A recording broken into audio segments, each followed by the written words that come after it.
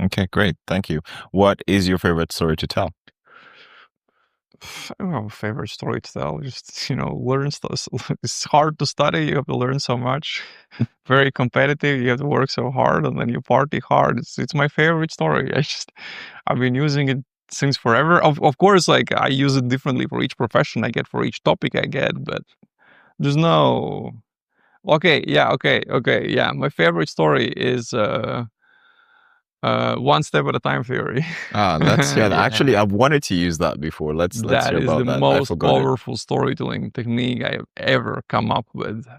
Give us the setup and then. So the setup it's a date thing. It's not something you do on the street, but is the number one most powerful story I know. Finally, I have an opportunity to create another video on that. Here comes a clip.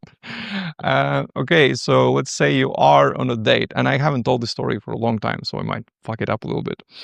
But let's say you are on a date, and she's like, "Oh, what are you looking for?" Or "Hey, what do you like in girls? What are you looking for in girls?" Or maybe she asks you something, or maybe you want to use the story before you attempt to pull her home.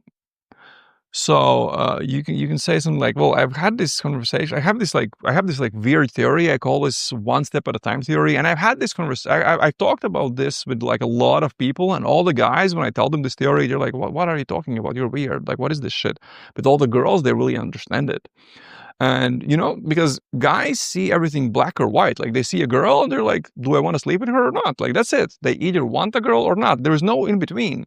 And I used to be like that, but I used to do a lot of dumb shit. And then at one point I realized it's kind of boring. And I realized that, well, sorry, but like I was with this girl, and we were having sex, and middle of the sex, I just realized, like, I'm not feeling this. This is just friction. Why am I doing this? And I just stopped and I said, "Hey, let's not do this." And the girl was obviously really pissed. And the girls, when I tell this story, they're always like, "Oh yeah, well, she was obviously pissed." And then I realized, started thinking about, hey, how did I end up in this situation? What do I do? What do I do? And since that moment, it's never a yes or no. I never know whether I want to sleep with the girl, whether I want to be in a relationship with the girl. But I only look at, hey, do I want to take one more step? Like, for example, I might be walking down the street, going to get some food from the store, and I might see a girl. It's like, hey, do I want to go and say hi? And you chat with someone. It's like, hey, do I want to take their number? Was this interesting? And then you go home and it's like, hey, do I actually want to text them? Because sometimes you chat with someone, you take their number, but then you realize, we didn't really click. And yeah, I'll send a message. And then you go for one drink and, hey, was this fun? Do I want to go for one more drink? And this is probably where this story is being told, like the second venue, second venue. Yes, so second drink. And it always keeps going. It's like, hey, am I enjoying this? Do I want to maybe, invite them back to my place? And again, maybe yes, maybe no, but then I always think only one step ahead. So maybe we go to my place and we're there and we're chilling and we realize, hey, it feels good, but maybe we shouldn't take more steps today and we should stop there. But sometimes you feel like, hey, I want to take one more step. And then you keep going for as long as you both feel comfortable.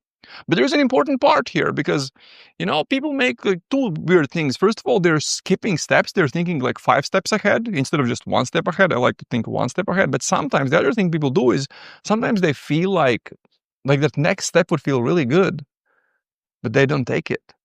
They don't do it. So this is my really weird theory about dating. So I never know what I know about what I want with a girl, what I'm looking for. I always look at, hey, do I want to take one more step? That's my favorite story. Again, I Bravo. haven't told it in a long time, but this is the story. Yeah, almost every day hear the story. And the thing is, okay, one thing is we're only thinking one step at a time ahead. So going back to my place Hmm. doesn't mean having sex. It just means coming back to staying overnight, by the way. I forgot to include that. Sometimes staying overnight doesn't include having sex. That's included in the story. Mm. But the other thing I said is sometimes we feel like the next step will feel really good, but we don't take it. Right. And I think this captures a lot of things whereby you are able to subtly convey all these setups, right? Plant the seeds, but also address the concerns a girl could possibly have before she ever even brings them up. Yeah. And so now basically she probably won't even have to bring it up. Like, well, you've covered every single point. Yeah.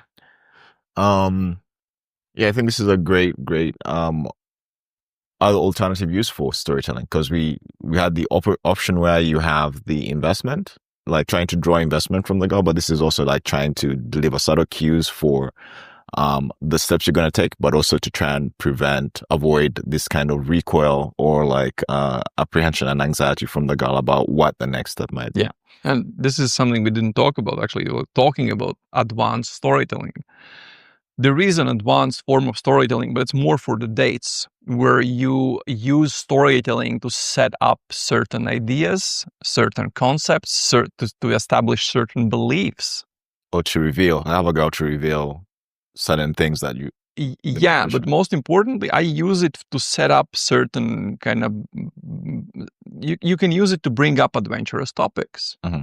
And what's normal, what's not normal, what's good, what's not good. Like, I have a student who is a researcher, and part of his research in the past has been researching gay porn.